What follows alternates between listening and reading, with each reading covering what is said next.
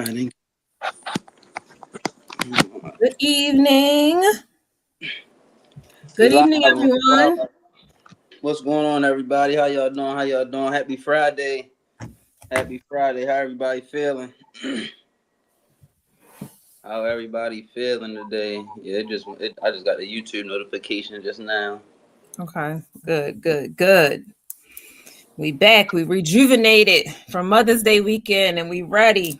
Got a real good letter today, a real good discussion that I think that will possibly interest a good amount of people. And I believe we slightly had this conversation on an episode like a while ago, but it wasn't really the topic, so we didn't get into it. But we had someone send in this last week, so I would definitely like to, get this conversation in and get everybody's thoughts. So, say hello to us in the comments if you're there. Let us know that you are here. If you're on YouTube, please like the video.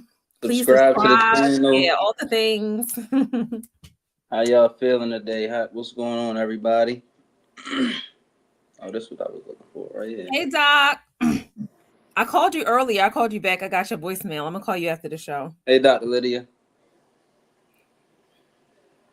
How everybody doing today?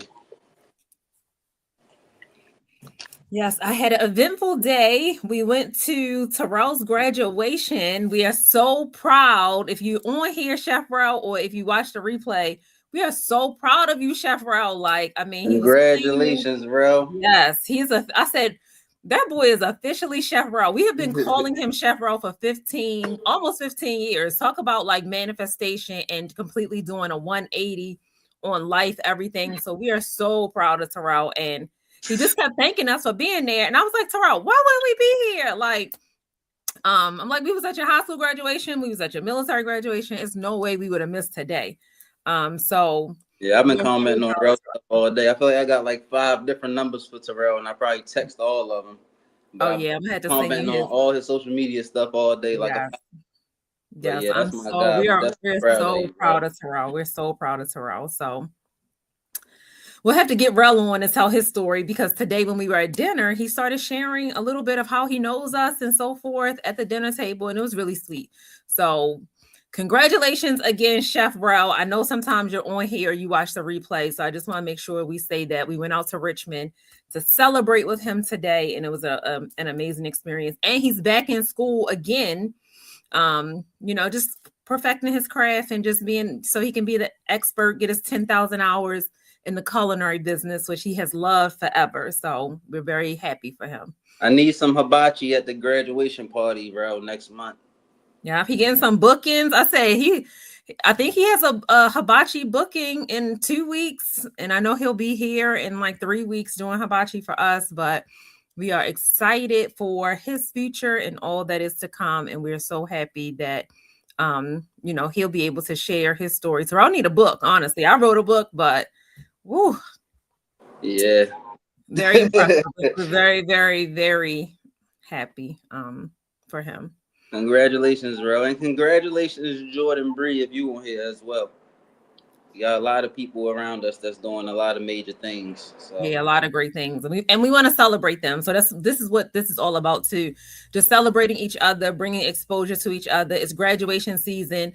Y'all know my other son graduated 2 weeks ago. I was about to say congratulations, Martise. Congratulations, everybody. Jules just finished her freshman year, and finished with all A's and B's. Is now going into her internship. Like, this is crazy that Jules is having an internship.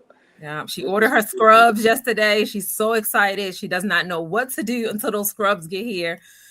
So she is getting ready for PT school in a few years, or medical school, one or the other. She's kind of, still on the fence, but leaning towards PT school. But she ordered her first batch of scrubs, and she's really, really excited. So we are happy for her. But yes, it's graduation season, and we're just happy for all the graduates, everybody that's starting businesses, everything that you guys are doing. We see it, and God bless with all of your ventures. We are definitely excited to share.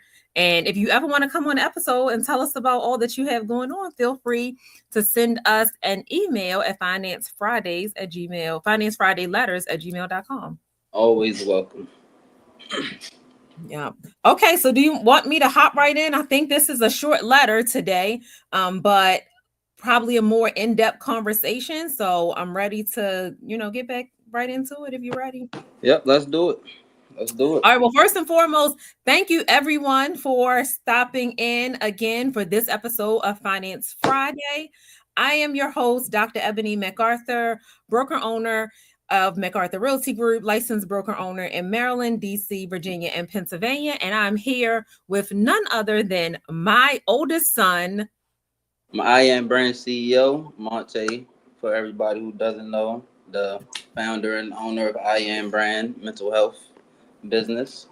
Yes. And yes, absolutely. So we missed last week because it was Mother's Day, and I was going to try to squeeze in a letter, but we were traveling for Mother's Day. So some people were looking for us. So thank you for everybody that was messaging us, texting us, and saying where we were, because we didn't know that we were going to be missed. But we definitely appreciate you guys missing us. Somebody was definitely asking me about the show last week, and somebody, when I posted the flyer for the thing today, they was like, "I love Dr. Eb."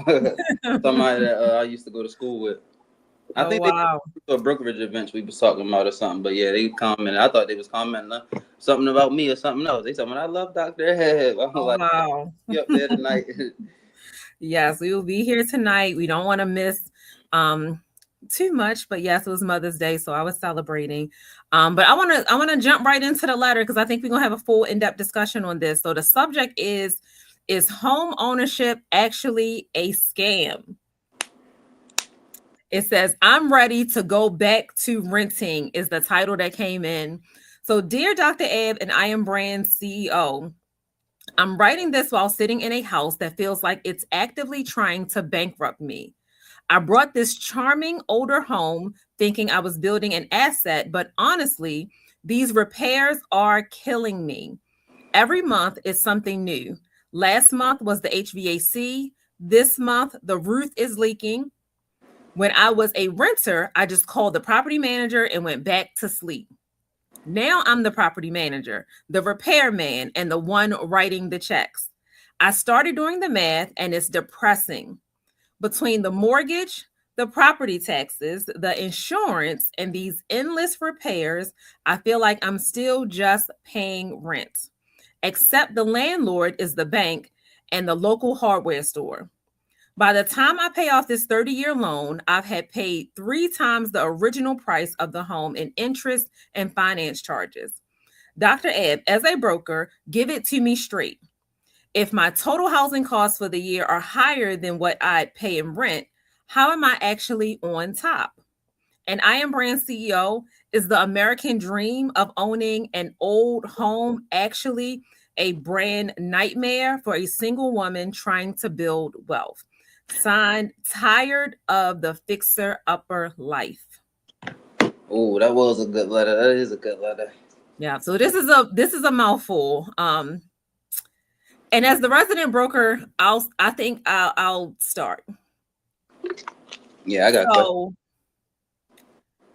I feel like I want to say in full disclosure that I may be a little biased when it comes to real estate. I always say whenever I do presentations, it is a ton of different ways to build wealth. I noticed that I was watching a Vlad TV clip the other day. And if you follow Vlad on anything platforms, I'm not a Vlad fan, but I do watch, his interviews, and I've been watching them on and off periodically for years. Vlad is a stock guy. So I noticed that some of my friends that are stock people kind of frown upon real estate. And my real estate people kind of frown upon the stock market, saying that it's too volatile and so forth. And I don't know why we can't all just get along. I am really one of those people that believe in diversifying your portfolio and learning about all of those things. So I always say, I personally have found a means to build wealth through real estate. So I'm always hashtagging building wealth through real estate, because real estate has truly changed my life and changed my family's life. However, again, it's tons of different ways to build wealth. And I think what this letter goes back to is that people have to realize that it's a such thing as a bad investment. It really truly is. And a lot of times when we say bad investment, it typically is because the education is not there. So I'm just going to say tired of the fixer upper life, who wrote the letter in, that I'm going to assume that maybe you may not have been as educated on the process, home ownership. I'm not sure of the financial situation when you got into home ownership. I'm not sure exactly how old the home is and all that needed to be done. And did you know that information up front?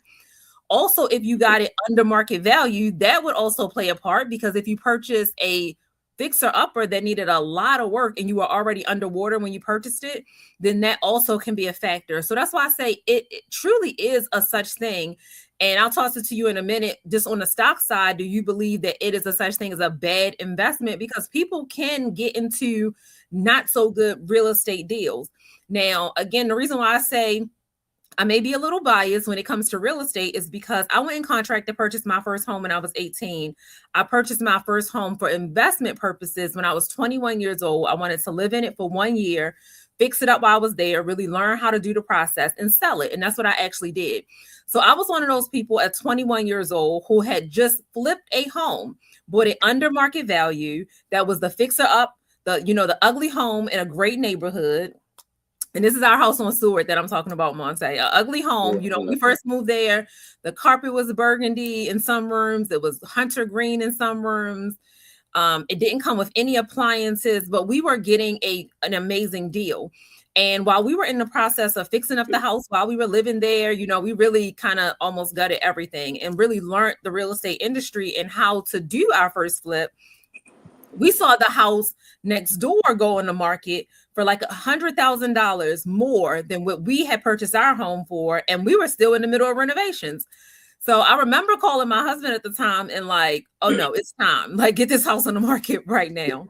So, and it had a huge backyard, a huge plot of land. I mean, it really was a great house. I remember when we bought that house, everyone was like, we love this house. And we were like, we're about to dump this house in a few months. But I was the only person that I knew of that was 21 years old who had just went to closing on the sale of a home and had a 6-figure payout. So that's why I say I may be a little biased, because that 6-figure payout at a young age really transformed my life. It allowed us to now get another home, start looking into investments, start getting investment properties, start looking into other things like that. That first windfall with that real estate property really started changing things. So that's why I always say, I believe that you should get your first home, but you do have to be smart about it. So I'm gonna pause for a minute. I'm gonna toss it over to you. I really want to know, do you believe that it's a such thing as a bad investment? Like, can someone not make the best decision when they're investing? So I do think that, of course, there are bad investments out here. I think in any lane you get into, it's a possibility always of, having a bad investment. I don't think everything just gonna necessarily go your way. And it's funny that this is our topic today, because I was actually looking at looking at something earlier on social media, and I think his name is The Master Investor. And I was just reading about like some of his stocks research and stuff, and I went to the comments, and in the comments somebody had asked stocks or real estate, like trading or real estates, and his response was both.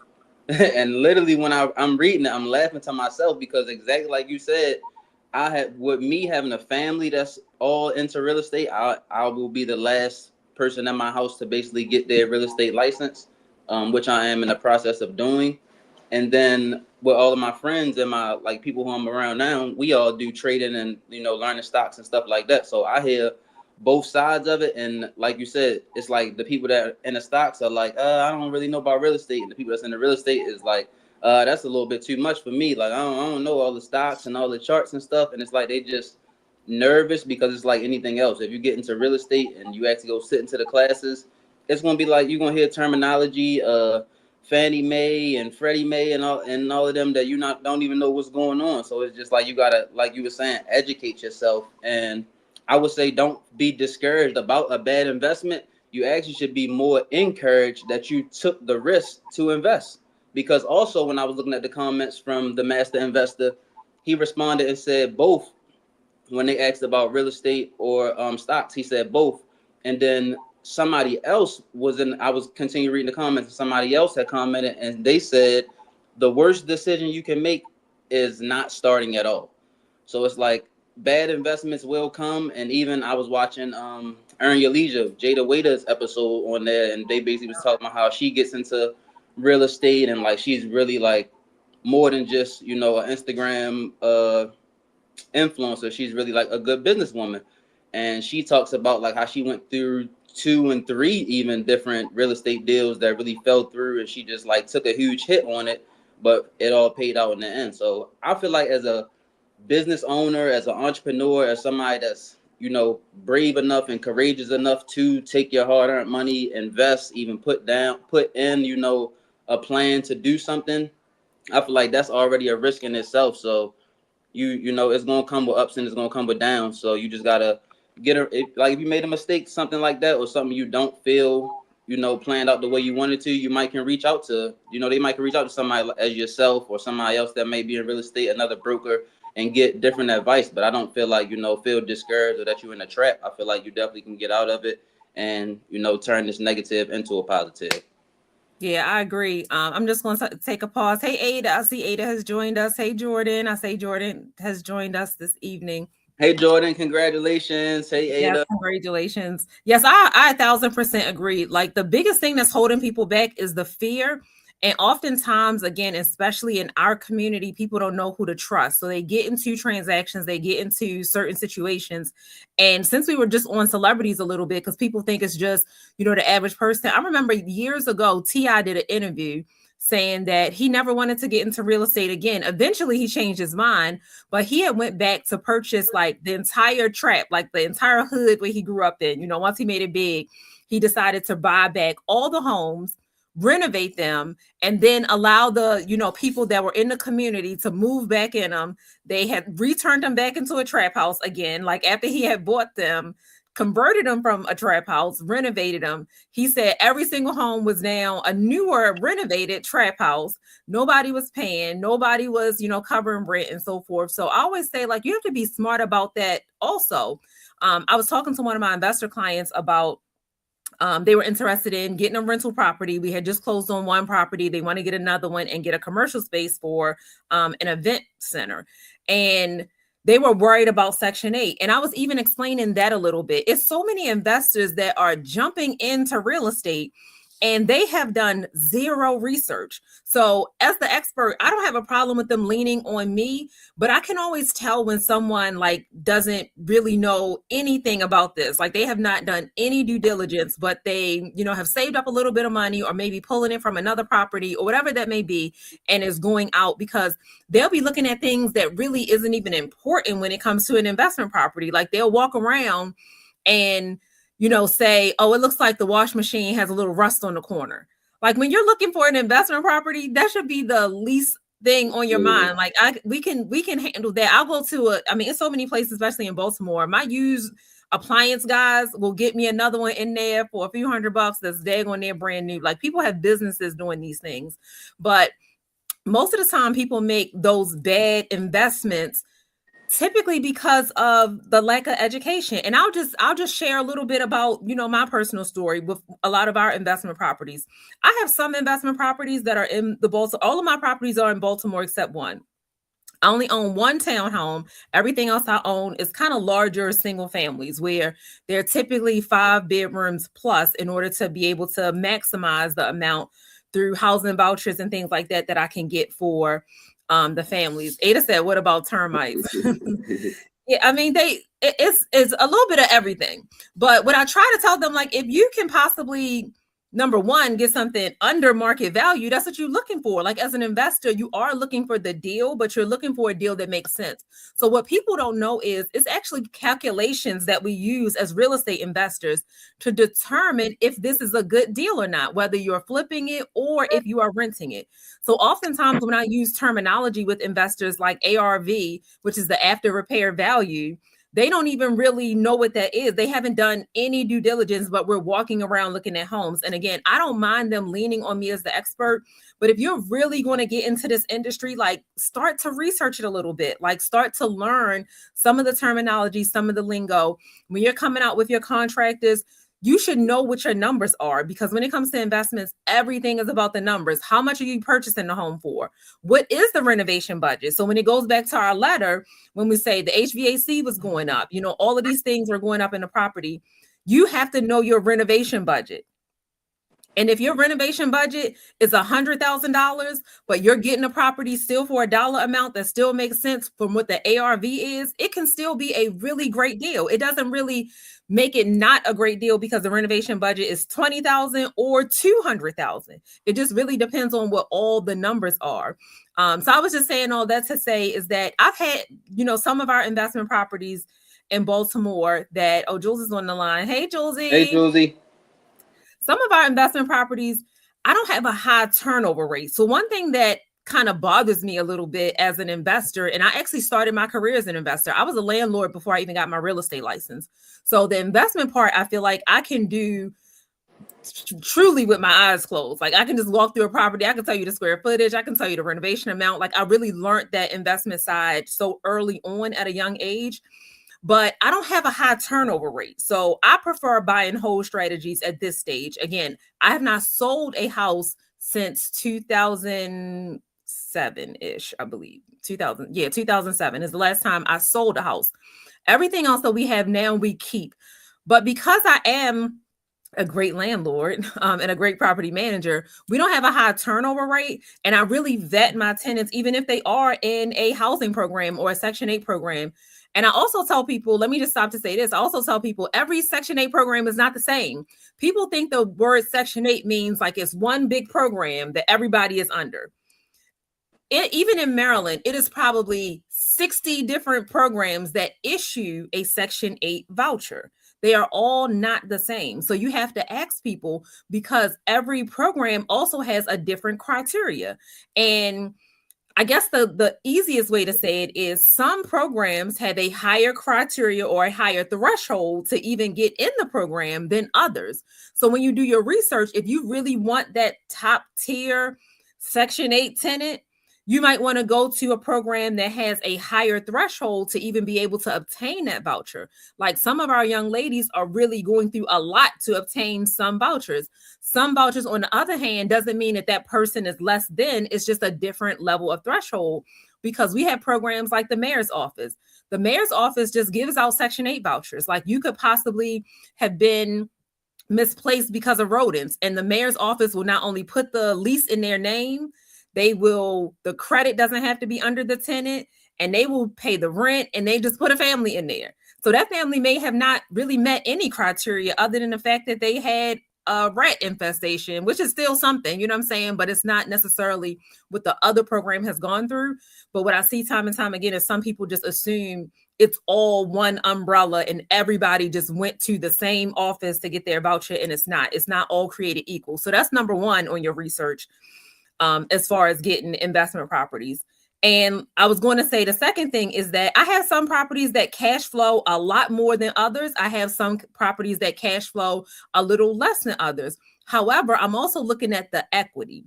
So that's what I would ask the person that wrote the letter as well is, with all of these repairs that's going on, do you possibly, what do you owe on the house versus what the home is worth? That's also a way to really look at if this investment that you're in makes sense. And often, sometimes when the home is just doing too much that you can't handle, I would also advise maybe it might be time to sell, take your equity and get a home that is a little more on the caliber of what you're able to do, because you don't want to get sucked into, I don't know your age. I don't know any of these things for the letter, but you definitely don't want to get sucked into where you're not able to handle the renovations. And now your depreciating value of your property is just going down like crazy because you're just letting it fall apart. I see we have a comment from Ada in the chat. It says, one of the best things I did was take the home inspector course, which helped me in the purchase of my home and deciding to do an inspection or not. Then I had the best realtor. Yes, I helped Ada sell her home in the DMV, helped me with the purchase. I didn't know how beneficial that course helped me, not research, but knowledge is exactly. That's why I feel like I hate to even say, I even want to take that back a little bit. I change my mind quickly when I say things. I even kind of want to take it back that when I say a bad investment, every investment could be good. It's just the education. Like people just have a lack of knowledge. They didn't do their research when they went in. And that's why it kind of feels like things have just plummeted on you. Like you really just feel like you're so underwater. And I feel like most things, when you educate yourself prior to jumping in, then you can turn it around quickly and be a little bit more knowledgeable and know how to pivot when the investment seems like it may not be as good as it was at one point. Yeah, I feel like a good example of that is like the episode of David Shands that we was talking about the other day with the two guys on there that was saying like buying a home was dumb or something like that. And then at the end of the episode, he basically get to telling his story, and they basically was like, I mean, your investment didn't go as you wanted it to go, but you still basically profited almost $3 million. So I feel like some people, and I even I know you were at Terrell graduation and stuff today, but I had sent you something on Instagram earlier of a question I had myself. Once you look at it, we can talk about it next Friday. Okay. But I think some people basically be like, they'll try to get a property and they think that that's just going to like be their $1 million breakout. Like you get one property and a turn, and it's not just real estate. Also, I was just having a conversation with one of my friends the other day. He might be on here as well. He didn't know who I'm talking about if he is on here. I was sitting down telling him, he was like, bro, if I start this podcast in the summer and it's not really like up and jumping by like September, I don't really know. And I just was like, well, I was like, are you want? I said, I looked right at him. I said, you want me to give you the honest answer? Like, you want me to tell you the truth? And he was like, yeah. I said, I ain't gonna lie. If you thinking like that, you might as well not start the podcast at all. And not start telling them like how Ice Cube was saying, like any business or anything you get into, if you're not willing to do it for at least 5 years without seeing no return at all, then you're not really. You ain't even ready. Don't even come. Don't even come have a conversation with me. If you're looking for this property to cash flow and to be, you're way out of, debt, your retirement plan, all of these things. And I do hear also that conversation where some people is like, the home that you live in, is it truly an investment? The reason why I agree that they're all investments, any type of ownership, especially in real estate, is because when you're renting a property, what we didn't talk about in the letter when they said, should I just go back to being a landlord? First and foremost, when we are really getting into the aspect of the buzzword generational wealth, that can't be passed down to anybody else in your family. That property is owned by someone and it's not you. So it could easily be deeded down to one of their relatives, one of their heirs. Somebody else can go grab it. They can do the renovations that you don't want to do or don't have the means to do. And then if that neighborhood is continuing to get more equity and the market value is going up, somebody else can take your situation and easily turn it around into a money-making, producing property quickly. They started generational wealth.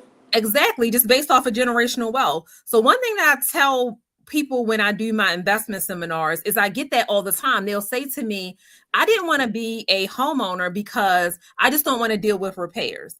So that also to me is a lack of knowledge because I property manage all of my properties. I've never hired a property management company. And I taught myself how to manage, how to invoice, how to handle things. And when I say that is a ton of different, really reasonable companies that also, and they're not property management companies, but more like even home warranty companies. So I'll ask them at minimum, do you have a warranty on that entire house? So if the appliances are rusted, if something goes up, if the refrigerator, the ceiling fan, something as small as the doorbell, you can call for a small fee. And if they can't fix it, they'll replace it. So if you're not hiring or don't have the cash flow to really hire a property management company, at minimum, get a home warranty. When I say that, oftentimes people will say, I didn't even know what a home warranty is, like with some of the companies. So I'll let them know in the Maryland area, BGE Home. When I say that, then most people will be like, oh, I heard of that. BGE Home is actually a home warranty entity of BG&E. We have American Home Shield. We have 210. We have Super Home Warranty. It's a ton of different companies out here. And a lot of times the plans for a home warranty on most average size homes are between $500 and $700 a year. Now, just think about that. When you say my landlord can just come out and make the repair, I'm going to say this as a landlord who's been a landlord. Again, before I even got my real estate license, I was already an investor and a landlord. My repairs is wrapped into your rent. So you are paying me every single month, whether you have an HVAC problem, a toilet flood, whether you have ants, whatever, whether you have that or not, I am still cash flowing just in case that happens. So what if you didn't call me all year?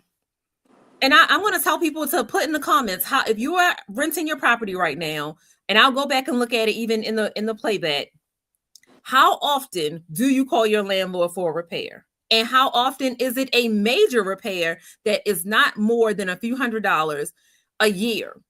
So if I'm charging you a few $100s a month on top of what I know my mortgage is to cover those things, you mean to tell me to get a new toilet just because you don't want to do it? You have possibly paid me as a tenant maybe $5,000 that year to replace your toilet. That's just like if you renting and every month you pay for amenities. That don't mean you got to go to the gym or use the grill or get in the swimming pool. You're going to pay for it though every month regardless. Every month regardless. Hey Brandon, Mr. Wright, I see Brandon's in here. He said, what's up, fam?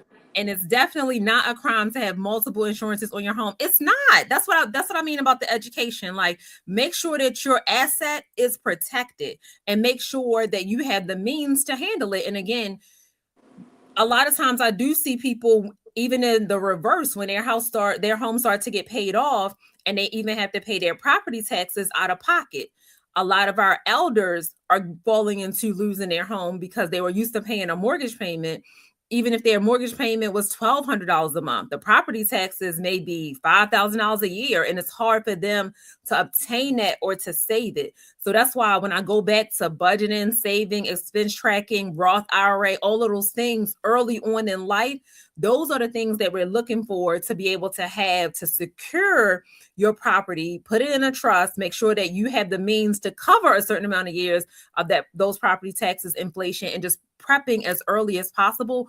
But when it comes to repairs, it really is no need to, in my instance, in my opinion, to be afraid that you're going to spend too much money in repairs versus I should just go back and rent, because I'm charging you every month for repairs anyway. So to me, that's a mindset. You think you're getting away with something that you're really not. Ada said for 20 plus years, I only called 3 times. There we go. I want everybody to really put into the comments, if you are currently renting a property or have rented, most of the time, and this is my experience as a landlord, so I'll have some of my investors say, I see Martise is in the chat. Hey, Martise. He said, facts, you're paying no matter what. You're paying me no matter what. I can tell you that right now. You are paying me no matter what. And any other investor that is even 50% savvy on investments, you are paying them no matter what. No matter what, every single month that you call or do not call, it is wrapped all up into the rent. So every time you call me, I'm just taking your own money. I am taking your own money to get an exterminator out there. I'm taking your own money to get the refrigerator fixed. I'm not taking my money to do that. You've paid me already for any repairs that can come in the future. I have it wrapped into the rent. Ada also says, now I pay $200 a month for a home warranty plan, but I'm about to drop the electronics. Instead, I'll purchase a merchandise warranty. Yeah, you can play with it. Things like that is easy to kind of play with what coverages you need, what coverages you don't need, because they do have different plans. So you don't always have to get the highest plan. You can always play with it. And maybe someone has a little better coverage for a roof versus what they have for other things. So maybe you have something, under a warranty company with a roofing company, but also has your home warranty. It's a few different ways to play with it. So I definitely thank you for sharing that. She also said $100 deductible is worth paying. Furnace repair costs $100 instead of thousands. Thank you. That's what I'm trying to say. A home warranty is something that people don't even know about. Oftentimes they say, I never even heard of it. They ask me to email them a list of home warranty companies, but they're trying to get into being a real estate investor. Martise said twice in 2 years for very minor issues. And I feel like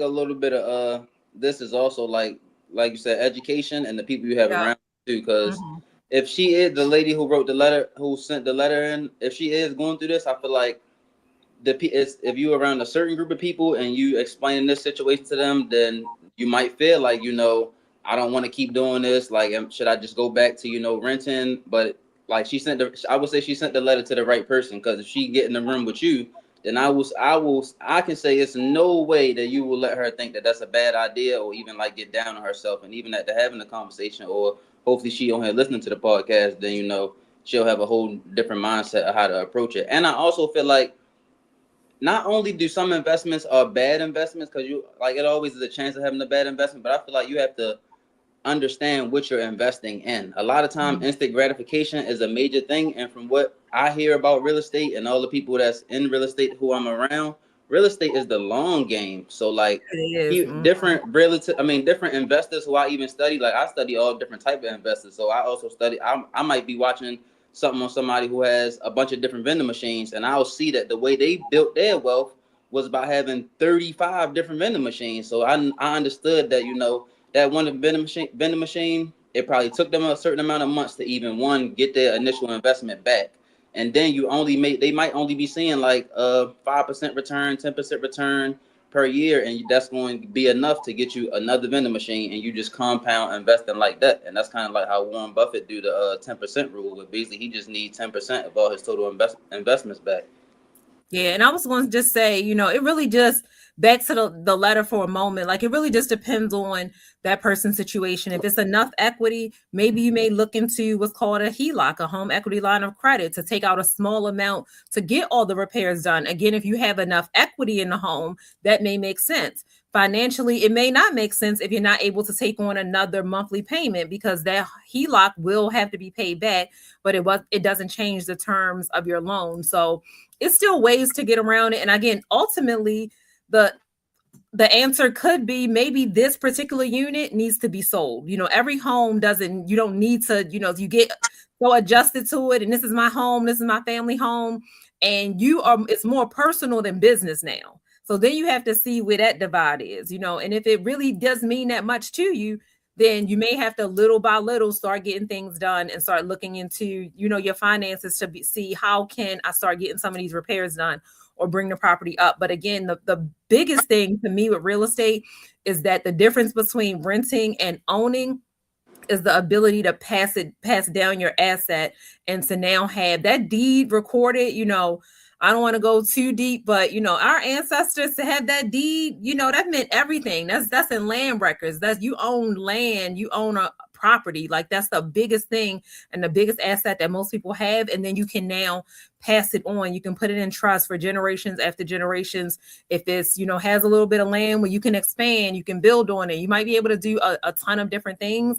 But the main thing with investing that I see is a lot of people are trying to say they're a real estate investor, or they have a little bit of money saved. So they decide, let me jump into investing, but they just have not educated themselves at all. Like, they are out there and they don't even have a clue. Like, most of the time, they don't even have a contractor. They don't even have somebody that can come and, hang a TV on the wall in there. They don't have somebody that can come and put fresh carpet in there, but they're out there trying to buy an investment property. Like, start gathering up your team in the process while you're saving, and while you have this idea, start following contractors on Facebook. A lot of contractors, if they're not putting up their posts of homes that they just renovated, kitchens they just did, start following them. If they're local in your area, start seeing what people are doing, start reaching out and commenting, start getting look at the comments on their page and see if people are giving them high reviews. Like, that is some of the small, at minimum, due diligence that someone can do when they're thinking about, especially on the investment side. But I also agree, like you said, that, when it comes to real estate, sometimes just having that one house that you live in, yes, that's your one asset, and some people will just hold on to that. But investment is literally that. Like, the plan is to grow that portfolio, whether it's in stocks, in additional real estate, etc., so that you can be able to have some cash flow to even pay for the house that you're living in. That's how it should be. Oh, hey, Ditas, good evening. He said, listening in, future investor. Thanks for joining us. Thank you for tuning in. I have a quick take, and I have a question. So my take is just one. I feel like a lot of people in this time do sometimes get into, like, they'll pay for things, or not necessarily go out and buy an entire property, but let's just say they'll pay to get into the real estate class, or they'll pay for a course on stocks or something. Like, they'll basically pay for some information. But I feel like, in a way, I will kind of applaud them for taking that money and taking the risk or, to invest in their self, even if right then and there they're not going to get into it. Because I feel like how I do, like, if anybody want to learn about trading, you have to read the Candlestick Bible first, and then I'll come talk to you. I feel like and I feel like that's how a lot of people who are like teaching the courses or selling the course, things like that, they look at it as like, if you're going to put your investment down, now I feel like you'll be more attentive to even learn it. So I feel like it's not always a bad thing if you just don't know the information and you jumped into it. Not saying, like I said, not saying as far as a complete home and everything like that. But sometimes it's like, I was going to go they might have went to go spend this money on, like the last letter, went to go buy a car or something, but instead they decided to invest in their self, and they might have been on like a 3-4 month slump, and now they want to get back into it. I feel like during that 3-4 month slump, since you done spent your time and your money on that investment, you should start, like you said, looking up the information and stuff like that. So I don't want anybody on here to, get discouraged if you do try to invest in something and it just doesn't work.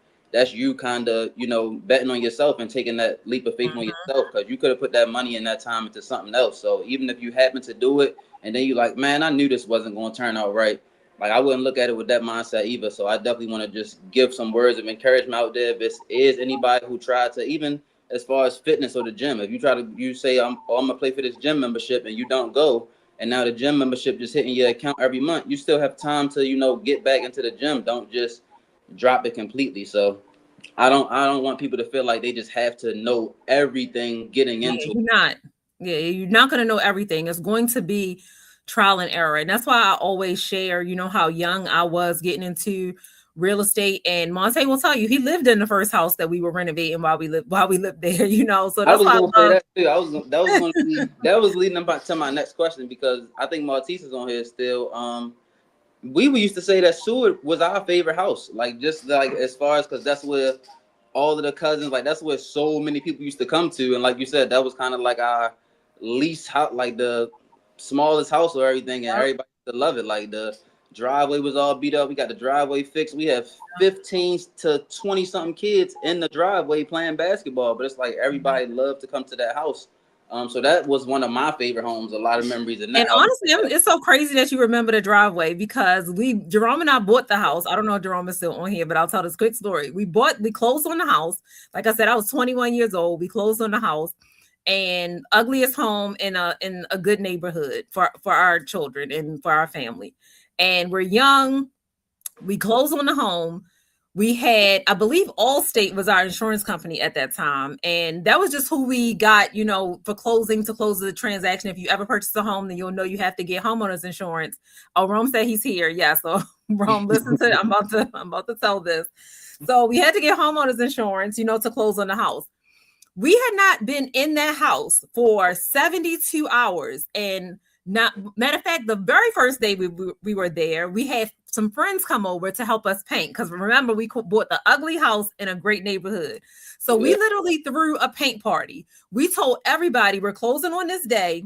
We need all hands on deck, everybody. So we ordered a bunch of pizzas. I'm almost sure we had beers, like we had everything for all the fellas. It was no furniture or anything in there yet, because we had just closed. So it hadn't even been 24 hours yet. We were ripping wallpaper. I mean, the dining room had this ugly wallpaper on it. I mean, we were trying to be real estate investors, but we were going to live there. So it had to at least be decent within the first week, because now our kids were going to transition and we were going to start moving our furniture in so we can sleep there while we're doing these renovations. But first and foremost was all the carpet up.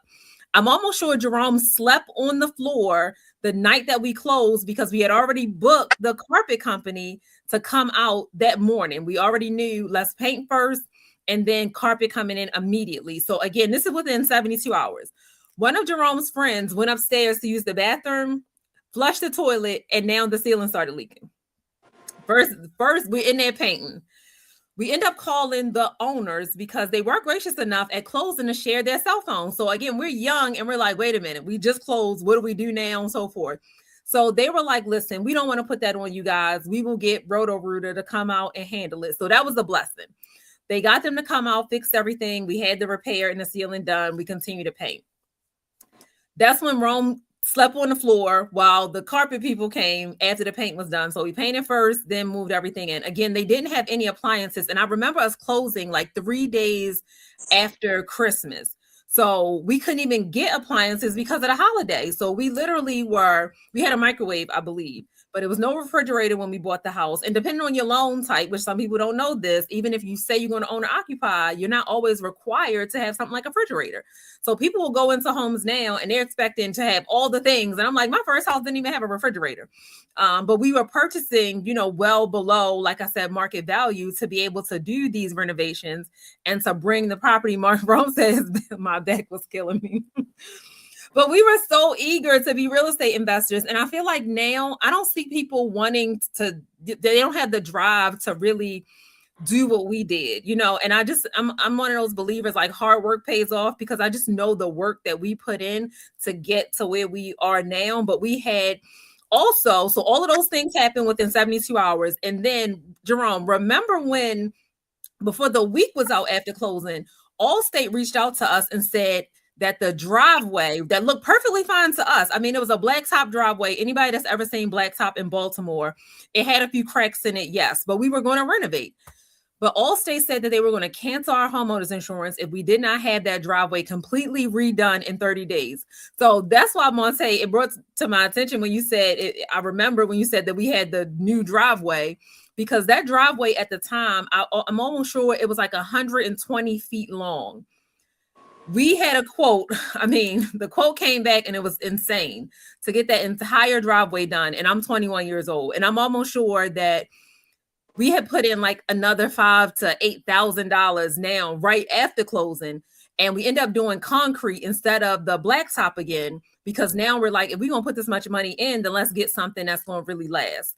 And that's why we had so many kids that were now in our driveway playing basketball, because a week into moving into the home, we had a new driveway. Oh, Jerome said $10,000. Yes, I do remember that it was very expensive for us to get that driveway redone after moving in the home. Now, with all that being said, remember from the first 10 minutes of the show, I said that same exact home, 12 months later, we profited over $100,000 to walk away to get our next investment. So even though I put those things in because we purchased it so under market value, and we did a lot of the work ourselves for that particular home, meaning like cosmetic things we were doing ourselves. We taught ourselves how to tile floors, how to do the backsplash. Remember you guys were in there surfacing the cabinets, scraping all the cabinets, restaining them. I remember all of it. That's why it's kind of funny, because I remember all of it, and it's really hilarious because like you said, the painting and stuff, even while we in there doing, like I remember sleeping in the office to the next house we got after that, all of the painting and stuff, and it kind of was like that house. Kids, you thinking like, okay, mom just asking how do we want our rooms painted and stuff like that, but then you start getting older and it's kind of like, dang, we really just watched this house turn from this, and that was a part of interior design, like something called interior design, but you don't know that as children and stuff. So growing up, once you see all of this stuff being put into the process, it's just like, dang, all along this really what was going on the whole time. So I remember all of it. Yeah, now some like it's true stories. Like you can walk up to any of our kids and they'll tell you, like, we lived in a good amount of the homes that we initially, and a lot of them we still own, except one. Like I said, that very first one that we sold to flip to get that large lump sum. After that, Jerome and I decided we no longer wanted to sell. We wanted to be buy and hold investors. And we did get to a point where we no longer had to live in the house. So like you said, that is a part of that process of becoming an investor. Also, Ada said your struggles is now triumphs and testimonies. Yes, it really is, because now we don't have to live in there. I have some properties that my kids have never even been in. I own at least 3 homes that I don't think Monte has ever been in. We've video showed him, but by then he had lived in Texas already. So we just FaceTime while we were doing the repairs. But once you get to that point, it's not going to always be that first property. It's not always going to be up front. Now we are more comfortable with buying homes on auction, sight unseen, all of those things. So, get through that first property and get through some of those hurdles and just really take time and set a little plan so that you can get through everything with that first property, especially if it's the one that you live in, because you ultimately can be saving by that as well. And that's why we decided to do it that way, was because as an investor, you have to put almost 3 to 4 times more down as your down payment than if you're going to owner occupy. So we kind of learned that rule a little bit. Let's buy it as an owner occupant. we never took any grants or down payments because we didn't want to be stuck in the house. Some of them say down payment assistance is what I meant, because some of them say you have to live in the house 3 to 5 years before you can sell it. So if that's a 5-year plan, then okay, it's okay to take it. It's just Jerome and I didn't have a 5-year plan. We were literally saying we're going to live here 1 year and get out of here. Like, we're going to renovate. That was our plan initially.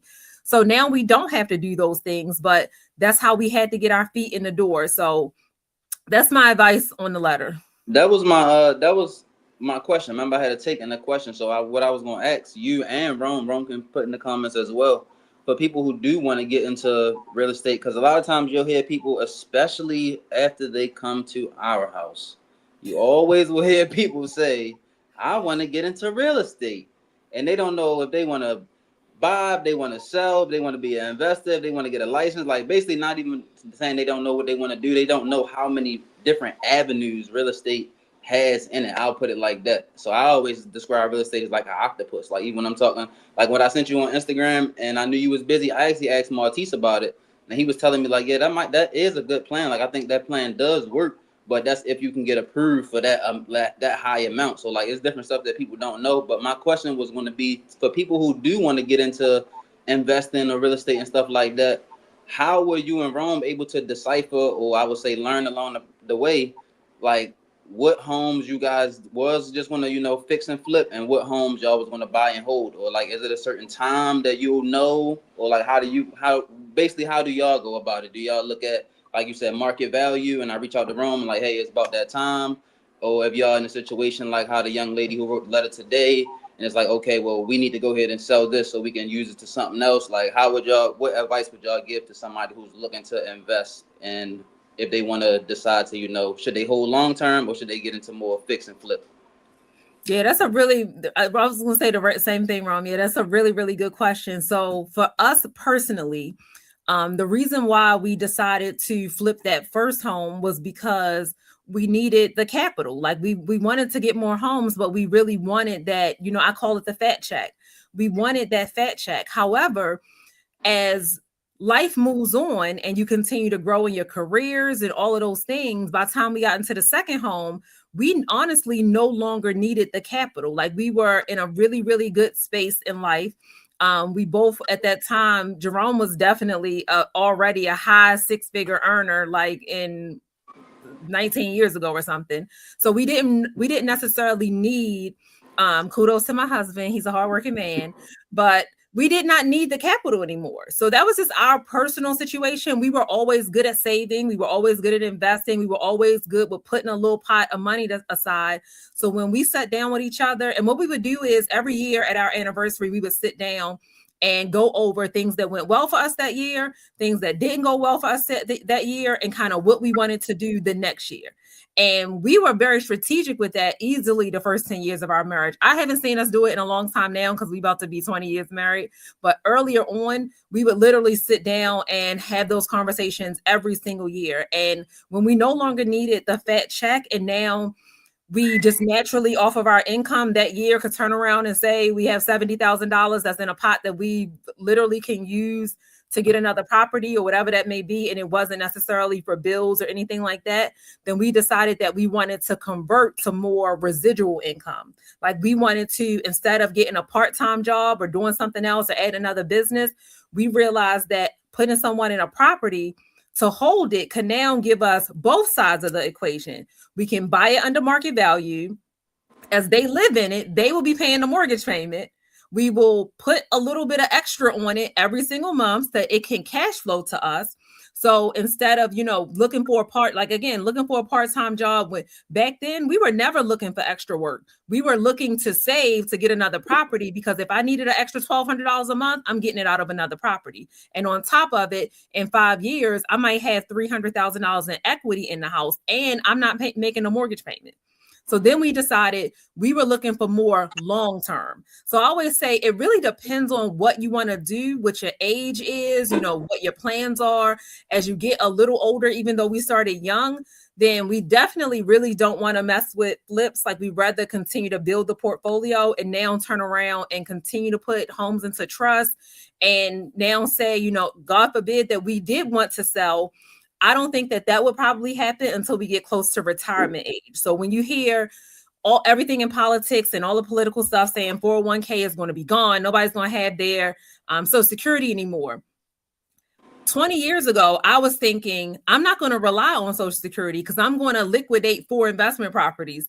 And if I already have $500,000 or $300,000 or even $100,000 in equity, then I'm going to sell 3 of them when I'm ready to retire. And instead of worrying about only what's in my 401k or my IRA or whatever that may be, I'm going to now, if I have 10 properties, and even if I don't sell all of them, I just sell 3, that can easily be $700,000 right there. When all, if it's played right and you bought them under market value, you have equity, they're in prime locations, that now is my retirement. That is now added to my pot.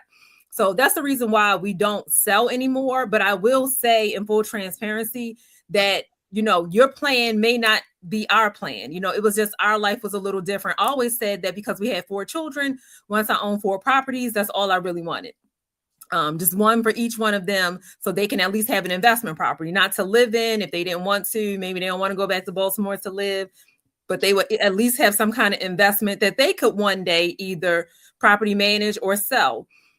But then that changed. Yeah, let me just get my take in that I want to put my finger back in the Don Sensel pot. I don't know what Jules and Martise have planned, but we can talk about me getting back on a plane to put my foot back in that pot. Well, all our houses are in trust now, so everybody, y'all the beneficiaries. So whatever y'all do, don't argue over the properties, but whatever y'all do, they y'all's. But go ahead. Now, I was going to say that is true that, throughout our years of investing, Jerome and I personally, because we did really research this, like thank you, Ada, it's a great plan for both of you. So we really, really take this serious. If even us as, on the real estate side of helping you, some people in the chat, we've helped purchase their home. Like this is really, we live and breathe this. So we really did our due diligence and research on this. And decided to, do it in this manner. So even when we used to live in the homes, we were in prime locations. So that's why when Monte said everybody would come out to our homes and really like, oh, this would be my forever home. Every home that we ever lived in, they'd be like, I would never leave here. And we were looking to sell it in 12 months. Like we were just like, you can have it if you want. We about to be out of here because we were trying our best to be smart investors. Now, did we learn a lot of things along the way? Absolutely. Did we learn great things? Did we learn some things we're going to do different? Absolutely. Did we lose a lot of money? Yes. Like when we got into bigger renovations, we've had contractors, scam us out of $30,000 and $40,000. We've lost a lot. So that's why you have to come into the game with, some people can't even fathom losing basement flooding. I know. I mean, everything. Home had to go deal with the pump flooded again. Like everything. Little do they know. Everything. But it has not deterred me because I've had more good experience than bad. So again, maybe our letter writer may have only had Dita said we're about to be a year in. Shout out to you in Rome. Thank you. Yes, we sold Dita's and his beautiful wife their home. So we really do take it serious and we've learned so much. We try to help other people as much as possible and try to be that trusted, true family. So that's why I do love having these conversations with my son, because oftentimes, especially right now, Jerome put all the money signs. Yeah, we spend a lot of money, a lot of money. So saving is big for us. Investing is big because we never know, and the more you get, the more you grow, something small can happen in someone else's life that might be $1,000 small. Something happened in my life, it's going to be a minimum $15,000 that I need. Like that's how it feels like everything is. So you have to be good with, your finances and saving and just be smart about it at all times. Jerome said we can bring you to the well, but we can't force you to drink. Because everybody always says, every house that they come to, because again, when we used to live in them, then sometimes people were there and they saw some of the homes. And then they would always ask us next year, like, y'all still have that house? Because when we move into another house, they would think that we have sold it, but we didn't. We just stuck with the plan, in transition, etc. But we always stay in, prime location. We tried to be very smart about it. So that's why everyone always loved our homes. Any homes that we have, everybody always loves them. And anytime they come in, like Monte said, they would be like, teach me how to do what you're doing, because they would love it. And even the house that we live in now, I mean, people will come here and we almost had to put them out because it's a vacation. They would rather come here than Deep Creek. But I tell them oftentimes, they'll say, I would never sell this house if I was y'all. I would never get rid of it. This will be all I need ever in life. And I'll tell them, for the right price, you can have it with all the furniture in it, because that's how much I want. Because I'm just in investor mindset at all times. For the right price, you can have it. It could possibly be yours easily.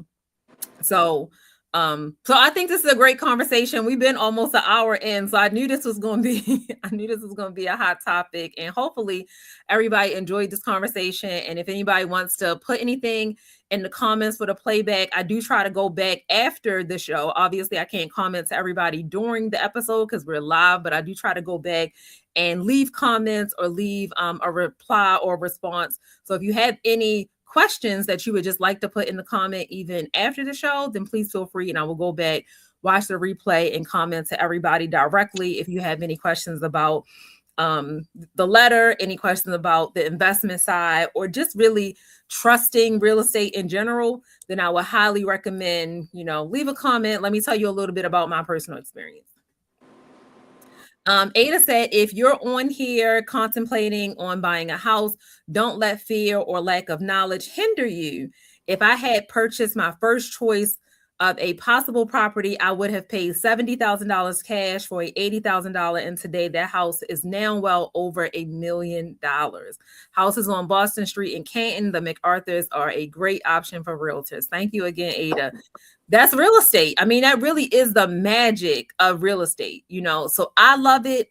I adore it. Again, it changed my family's life, and it changed it early. So even when, I share my stories sometimes of being a teenage mom and all the things that I went through, but just know by 21, my story was totally different. And it was because of real estate.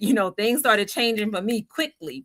I went from, driving an old beat up car to having rims with spinners and TVs in no time, and then we had a little time in our life where we was like balling and living a life. And then we came back down to reality a little bit to be like, okay, we've done all the things. Now let's go back to being a little smarter about what we were doing, because I just felt like we were just spending too much, doing too much. But it all stemmed with real estate. Like real estate really changed us, changed our mindset. And, if anybody ever in my family wants to get me anything, they could just buy me more land and more properties. I don't need bags. I don't need any of those things. Just get me more land, give me more properties, and I will be so at peace with it. Yeah, I was gonna say, I'm a co-host on the show, and just like I'm sitting here listening, like I'm a guest. Like, this is what it's all about. Like, we got people in the chat that's living proof of what we're talking about, and just being authentic and transparent, and just hearing the conversation, like hearing my mom talk about the process and stuff like that. Like, that's not a game that y'all want to play. Like, y'all don't want to play the Monopoly game. Like, that just that's fun to me. That intrigues me. Just learn new information and get in it and put myself in that position one day and stuff like that. But also, I don't want y'all to skip over all of the gems that she put in there, like the first house profit and $100,000. Like, you can't just blow the whole 100,000. So maybe on another episode, when we got my dad on here, we can talk about their discipline and how they was able to actually fulfill their plan that my mom just talked about. Yeah, it's gonna take a lot of discipline, a lot of structure. Most people won't get that 100,000 and be like, 100,000 no. is profit. Oh yeah, no. we at the club. Yeah, don't go run to Jamaica. Yeah, don't go run on a resort. None of those things. Like, we probably still had holes in our socks at that time, and nobody even knew that we were so young and had made those kind of profits and was still working. Again, like I said,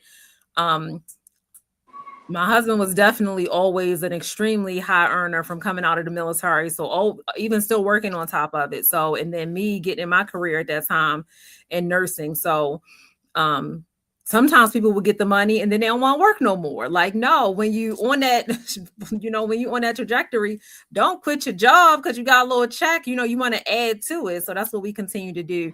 Rome said, great show. I'm dropping off. Love y'all. All right, Rome. Jordan said, love this live. Thank you, Jordan. Well, I do want to wrap up. Again, we've been a little over an hour. So I do want to wrap up by saying that May is Mental Health Month. So I'm going to turn it over to Monte and see, as our mental health psychology advocate in the room and our certified mental health specialist, if he has any mental health gems that he wants to drop for Mental Health Month. Actually, that's crazy because May is Mental Health Awareness Month, and I actually had a quick hit that was more so like on stocks and stuff. So y'all know I got my I Am brand shirt and stuff on.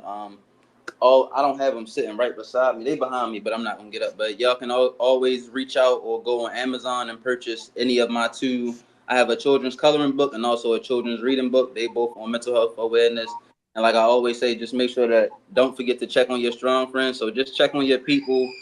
Take some time to yourself throughout the week, even if it's for 1 hour or 10 minutes. Just make sure you're taking some time to clear your mind out, and yeah, just check on your people around you. And all right, I'm gonna read some comments, and then I'm gonna let you tell your your stock quick hits because they're gonna want to hear that real quick. We probably got a few minutes.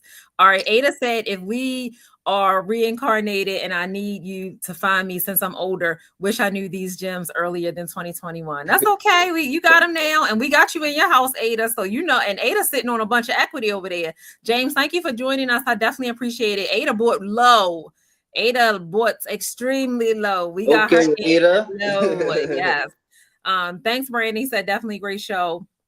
Yes, Ada got a bunch of equity sitting over there, so we will make sure you get into a good deal as well. But I'm gonna let you go with your mental health. Your stock quick hits, because I'm not gonna take that away from everybody that may want to hear that real quick. Oh, just real quick. So I just wanted to point this fact out to y'all.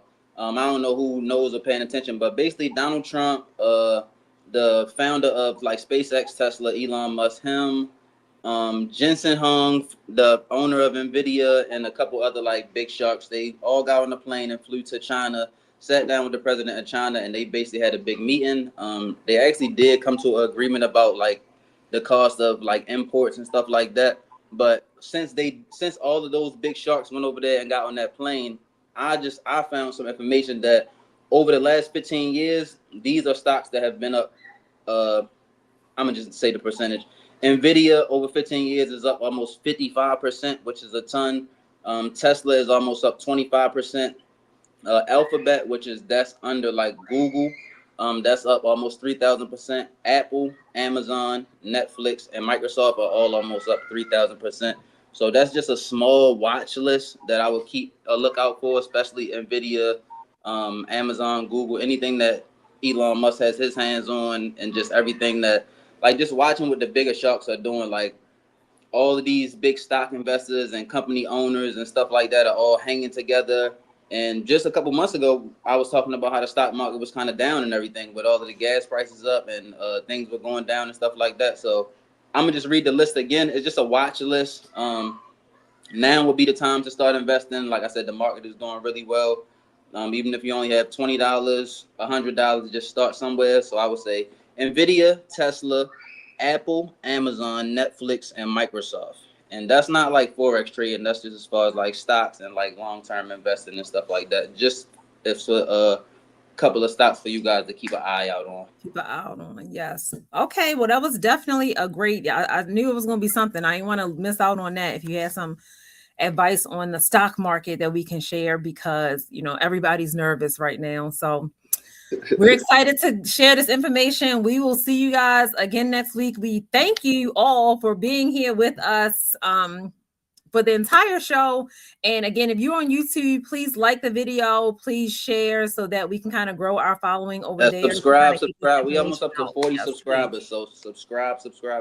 Yes, please subscribe as well, so that we can grow, and share it with someone else that may want to write a letter in. If you have any, even if it's not a full letter, if you have any ideas or any topics that you want to talk to us about, Brandon said, good gems, bro.